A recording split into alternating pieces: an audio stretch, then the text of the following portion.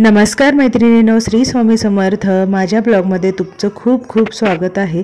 तर मी सध्या आहे माहेरी आणि आजच्या माहेरच्या ब्लॉगची सुरुवात मी सकाळपासून सुरू करते। गावाकडे म्हटलं ना, रांगोळीपासून सुरुवात होते। सकाळी मस्त ऊन पडलं होतं, छान, जास्त काही वेळ झाला नव्हता, म्हणजे 8 वाजले असतील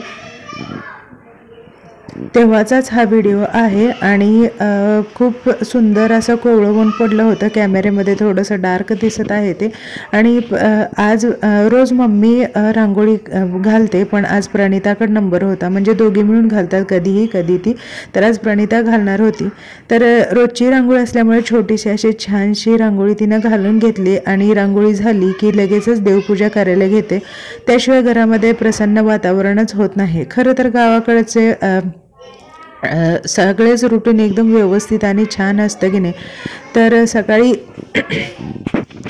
रांगोळी घालून घेतल्यानंतर लगेचच तिने देवपूजा करायला घेतली आणि देवपूजा केल्यानंतर घरातलं एक वातावरण फ्रेश आणि प्रसन्न वाटून जातं। सकाळच्या स्वयंपाकाची तयारी मम्मी करतेच, पण त्याच्या आधी घरातलं झाडून वगैरे काढून घेणं, कोंबड्यांना दाणे टाकणे किंवा जे बदक हे आहेत ना त्यांना खायला देणं, गुरांसाठी जनावरांसाठी त्यांची पण तयारी बघून मग जेवण बनवायला यावं लागतं।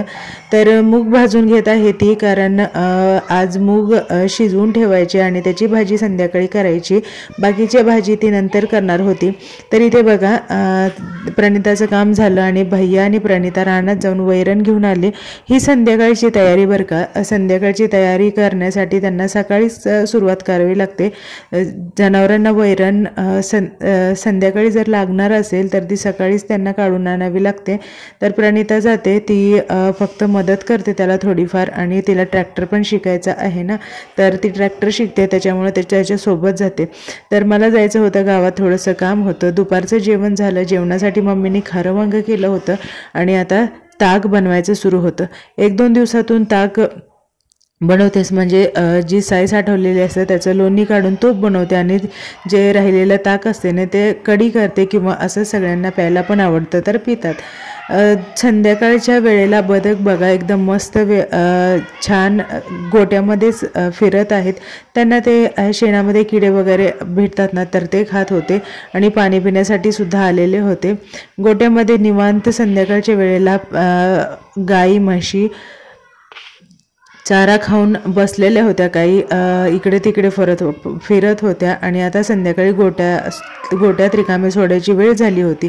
बाबांनी तोपर्यंत म्हशीचं दूध काढून आणलं। म्हशीचं दूध नाही म्हणलं तरी 4-5 लिटर निघतं, तर ते थोडं थोडं करून काढून आणून देत होते। आणि आता ही संध्याकाळच्या भाजीची तयारी केली होती। घेवड्याची शेंग मोकळ्या पाण्यात धुवावी म्हणलं म्हणून टबमध्ये पाणी ओतून घेतलं, पण झालं असं की पाणी खूप झालं आणि शेंग कमी, ते काढता काढता मला खूप वेळ गेला। मग त्याच्यानंतर मी घरातून चाळणी आणली आणि चाळणीने काढून घेतलं।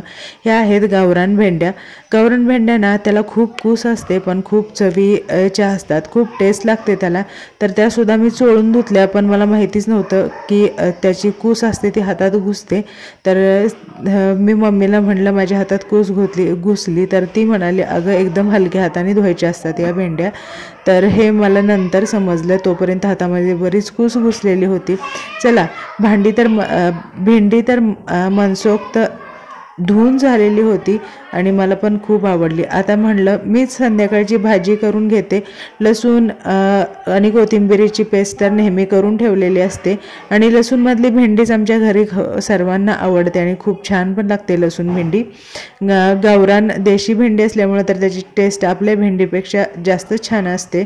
तर भेंडीची भाजी करून घेतली आणि म्हणलं आता चला थोडासा व्हिडिओ बनवावं, त्यासाठी मी ड्रेस घातला आणि मस्तपैकी असा एक छान व्हिडिओ बनवला। काही सॉन्गवरती व्हिडिओ टाकले आणि बघा माझी दीदीची मस्ती चालू होती। चला भेटूया नवीन ब्लॉगमध्ये, बाय।